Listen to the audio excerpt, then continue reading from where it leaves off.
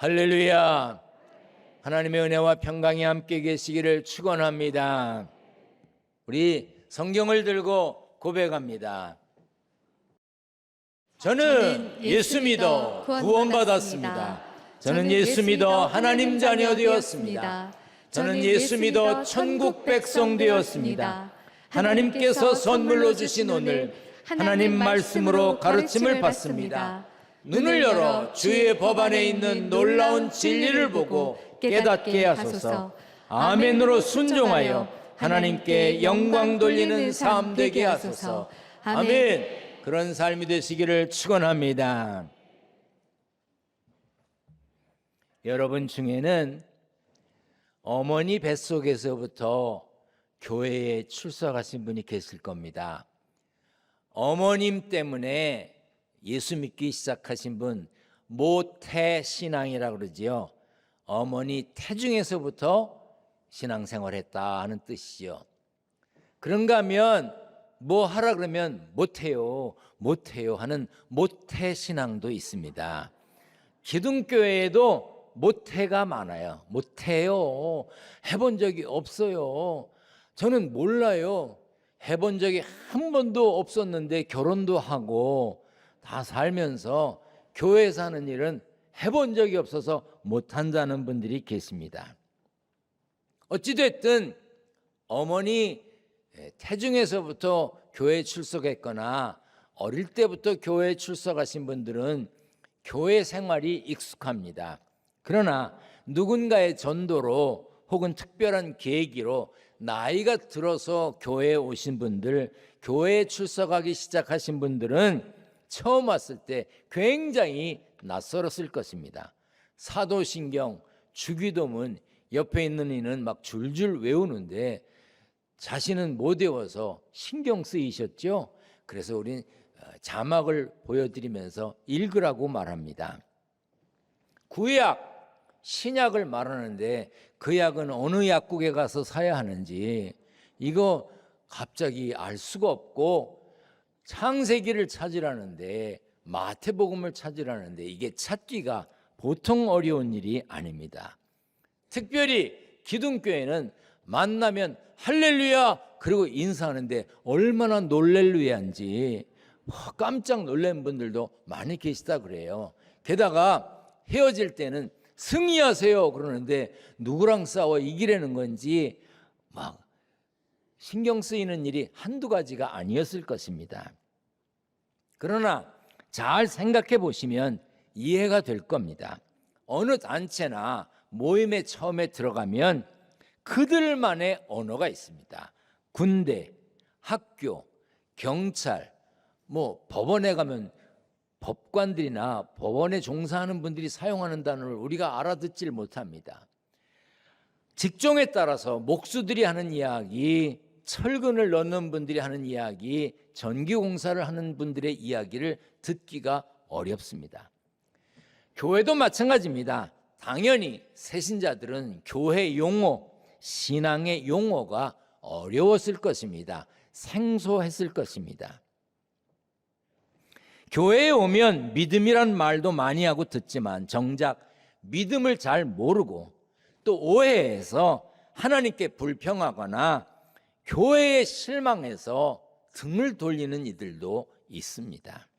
그만큼 믿음이라고 하는 것은 이해하기 어렵고 또 믿음으로 살아내는 것은 더욱 어렵습니다. 성경에서 말하는 믿음은 하나님께 자신의 삶을 바꾸는 태도를 말하는데, 믿음의 사람은 하나님의 말씀을 신뢰하고 하나님의 말씀에 순종함으로 반응합니다. 믿음을 가진 우리는 하나님이 계신 것과 또한 하나님은 당신을 찾는 이들에게 상 주시는 이심을 믿어야 합니다. 또 믿고 있습니다. 하나님이 한 분이신 것도 믿고 하나님이 우리를 사랑하시는 것도 믿습니다. 하나님 아버지께서 예수 그리스도를 세상에 보내신 것, 예수 그리스도께서 우리의 죄값을 치르기 위해 십자가에 죽으신 것, 부활하신 것, 그리고 다시 오실 것, 이런 것을 다 믿는다고 한꺼번에 묶어서 고백하는 것이 사도신경입니다. 쉽게 번역된 사도신경을 한번 다 같이 읽어보겠습니다. 시작. 나는 전능하신 아버지 하나님 천지의 창조주를 믿습니다. 나는 그의 유일하신 아들 우리 주 예수 그리스도를 믿습니다. 그는 성령으로 잉태되어 동정녀 마리아에게서 나시고 본디오 빌라도에게 고난을 받아 십자가에 못 박혀 죽으시고 장사된 지 사흘 만에 죽은 자 가운데서 다시 살아나셨으며 하늘에 오르시어 전능하신 하나님 우편에 앉아 계시다가 거기로부터 살아있는 자와 죽은 자를 심판하러 오십니다. 나는 성령을 믿으며 거룩한 공교회와 성도의 교제와 죄를 용서받는 것과 몸의 부활과 영생을 믿습니다. 아멘. 여러분 이렇게 믿으십니까? 여러분 이렇게 믿으십니까? 여러분은 하나님을 믿으십니까? 예수 믿는 사람답게 살려고 노력은 하십니까? 하나님의 약속을 믿고 순종하려고 하십니까? 우리가 입으로는 그리하기 쉽습니다. 사도신경을 읽기도 하고 외우기도 할 수 있습니다. 그러나 믿음은 삶으로 증명되어야 합니다. 성도는 하늘에 속한 사람이기는 하지만 동시에 세상에 살고 있기 때문에 치열한 삶의 현장에서도 거기서도 믿음으로 살아야 합니다. 히브리서 11장은 추상적이거나 관념적인 믿음이 아니라 생명력 있는 믿음을 보여줍니다. 그래서 1절에 믿음은 바라는 것들의 실상이요 보이지 않는 것들의 증거라고 했습니다. 믿음 가진 우리는 하나님 나라 천국을 믿고 천국을 향해 가는 사람들입니다. 그것이 우리가 걷는 믿음의 길입니다. 고린도후서 4장에 보면 우리는 보이는 것을 바라보는 것이 아니라 보이지 않는 것을 바라봅니다. 보이는 것은 잠깐이지만 보이지 않는 것은 영원하기 때문입니다. 보이지 않는 것을 바라보며 사는 것이 믿음입니다. 예수 믿는 우리의 목적지는 여기 이 세상이 아닙니다. 천국입니다. 그러므로 천국 소망이 확실한 성도는 죽음을 두려워하지 않습니다. 그래서 감옥에 갇히고 목이 잘리고 짐승의 밥이 되어도 믿음을 지키다가 죽어가는 겁니다. 그걸 순교라고 말하지요. 예수 믿는 사람, 멸망이 없고 영생함을 믿는 신앙인은 오늘 생을 마감한다 해도 그럴 리 없겠지만 오늘 하나님이 데려가신다고 해도 아쉽고 섭섭하고 헤어짐에 눈물 나고 두고 갈 사람들이 기가 막혀 탄식을 하게 될지라도 천국에서 다시 만날 소망을 가졌기 때문에 편안한 마음을 가질 수 있는 사람이 신앙인입니다. 그러기에 믿음이 흔들리지 않고 견실하려고 애를 쓰는 것입니다. 성도의 믿음은, 여러분들의 믿음은 예배로 드러나게 되어 있습니다. 그 사람의 예배 생활을 보면 그 사람의 믿음을 알 수 있습니다. 믿음 떨어지면 제일 먼저 하는 일이 뭡니까? 예배 안 드립니다. 믿음 떨어지면 하는 일이 뭡니까? 예배 드리는 교회에 안 옵니다. 그래서 예배 드리는 것만 보면 그 사람의 믿음 상태를 알 수가 있습니다. 오늘 본문에 아담의 아들 가인과 아벨이 나옵니다. 창세기 4장에도 두 사람 이야기가 나오는데 가인은 농사를 지었고 아벨은 양을 기르는 목자였습니다. 두 사람은 이렇게 예배했습니다. 가인은 땅의 소산으로 제물을 삼아 여호와께 드렸고 아벨은 자기도 양의 첫 새끼와 그 기름으로 드렸다고 했습니다. 그런데 문제가 생겼습니다. 여호와께서 아벨과 그 제물은 받으셨습니다. 그러나 가인과 그의 제물은 받지 않으셨습니다. 여기 아벨과 그의 제물이라고 표현한 것, 가인과 그의 제물이라고 표현된 것, 이것에 관심을 두고 말씀을 들으셔야 합니다. 일부 학자들은 가인이 피의 제사를 드리지 않았기 때문이라고 설명하는데 그 설명은 잘못된 겁니다. 당시에는 모세 율법이 있기 이전입니다. 그러므로 재물이 무엇이었느냐? 그것이 문제의 핵심이 아닙니다. 하나님이 가인과 가인의 제사를 받지 않으신 이유는 가인이 예배 드리는 사람답지 못했기 때문입니다. 하나님이 가인의 제사를 받지 않으신 후에 가인을 보면 가인은 하나님께 예배하는 사람 같지 않았습니다. 하나님을 경외하는 사람도 아니었어요. 하나님을 공경하고 두려워하는 사람이 아니었습니다. 창세기 4장 5절에 보면 가인이 몹시 분하여 안색이 변했다고 그랬어요. 가인은 화를 냈고 그 화가, 그 분노가 얼굴에 나타났어요. 그러다 보니 얼굴색이 변했습니다. 세 가지를 보면 그 사람 알 수 있습니다. 첫째, 얼굴 보면 됩니다. 옆에 분 얼굴 보라고 그러려고 그랬는데 마스크를 다 쓰고 계시니 뭐 보나 마나지 뭐. 그런데 얼굴 보면 그 사람 속마음을 알 수가 있습니다. 얼굴에 기쁨, 감사, 평안 다 나타납니다. 그래서 첫인상, 처음 본 얼굴을 오래 기억하는 거예요. 왜? 그 얼굴에 속마음이 드러나기 때문입니다. 본문의 가인도 분노를 얼굴에 나타냈어요. 얼굴색이 변했습니다.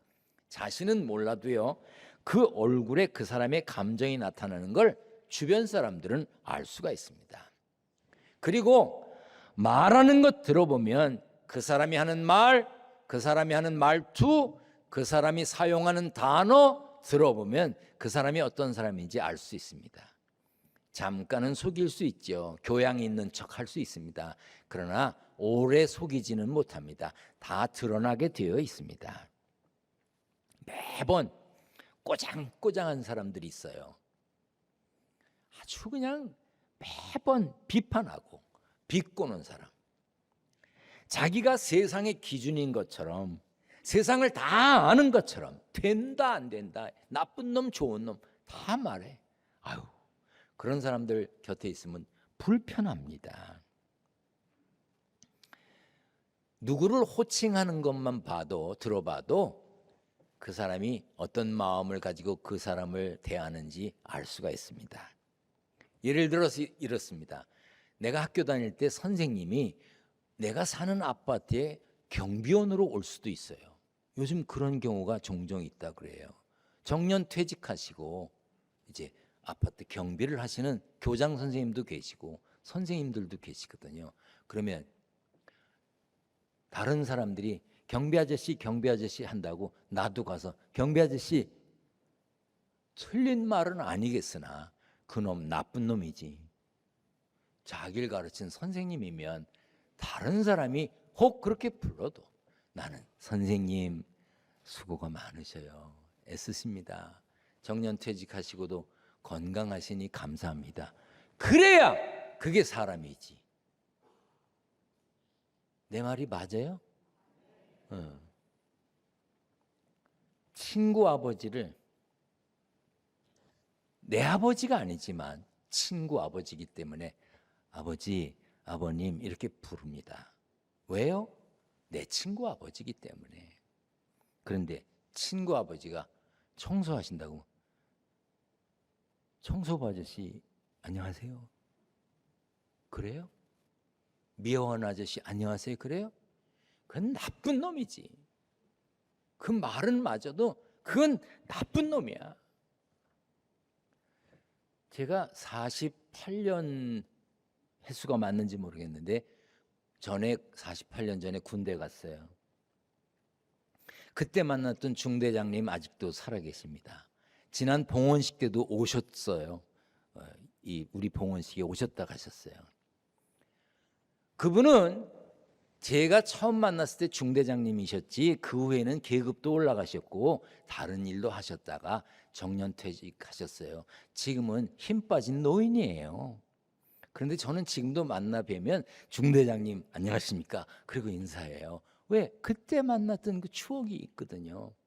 그리고 그분도 좋아하세요. 요즘 저를 목사님, 감독님 이렇게 부르는 분들이 있습니다. 그런데 얼마 전까지 전도사님이라고 부르는 분이 계셨어요. 그분은 제가 개척교회에서 목회할 때 힘들고 어렵게 막 건축하고 막 이러는 그때 모습이 전도사님 그래야 떠오르고 막 정이 붙는다는 거예요. 목사님 그럼 어색하고 이상하대. 그래서 돌아가실 때까지 전도사님이라고 부르다가 가셨어요. 제가 다른 데 가서는 다 진급했는데 그분에겐 진급이 안 됐어요. 그래도 얼마나 고마웠는지 몰라요. 제가 군대에서 제대하고 교회에서 6학년 어린이들을 가르쳤습니다. 근데 그때 제 별명이 고구마 선생님이었어요. 고구마 선생님. 근데 지금 내가 몇 살이야. 근데 아직도 나보고 고구마 선생님이라고 그러는 학생이 있어요. 제가 대학에서 학생들을 가르쳤는데 그 학생들 중에는 벌써 목사 된 사람도 있고요. 일반 대학에서 가르친 사람은 사회에 나가서 이런저런 중요한 자리에 앉아서 일하는 사람들도 있습니다. 그런데 그이들은 저를 만나면 지금도 교수님 그래요. 나 교수 안 해요 요즘에. 그런데도 그이들은 나보고 교수님 그래요. 제가 이제 훗날 은퇴하고 하는 일도 없이 교회에 왔다 갔다 하면 기둥교회에 출석하던 분들이 저 뭐 담임 목사도 아닌데 뭐 고시 아저씨 안녕하세요 그러겠어요? 이런 썩을 놈, 그 나쁜 놈이지 그거는. 말 들어보면 그 사람의 표현을 들어보면 그 사람이 부르는 호칭을 들어보면 그 사람의 마음을 알 수 있는 거예요. 속에 어떤 마음을 가지고 있는지. 이렇게 얼굴과 말 그리고 행동을 보면 그 사람을 알 수 있어요. 걸음걸이만 봐도 그 사람의 건강 상태를 알 수 있지요. 그 사람의 행동을 보면 현재 어떤 상태인지도 대충 짐작할 수 있습니다. 가인이 참된 예배자였다면, 정말 하나님을 경외하는 사람이었다면 왜 하나님은 나를 받지 않으셨을까? 왜 하나님 나를 기뻐하지 않으신가? 왜 하나님은 내가 드리는 제물을 받지 않으실까? 왜 아벨의 것은 받으시고 아벨은 받아주시나? 근심하면서 잘못했으면 회개하고 기도하면서 다시 하나님 기뻐하시는 제사를 드릴 준비를 해야 그게 옳은 것 아니겠습니까? 그런데 가인은 몹시 화를 냈어요. 그 분노가 얼굴에 보였습니다. 화 잘 내는 분 들으세요. 성질 자주 내는 분 들으세요. 야고보서 1장 20절에 사람이 성내는 것은 하나님의 의를 이루지 못한다고 그랬어요. 분노를 자주 일으키는 분 잘 새겨 들으세요.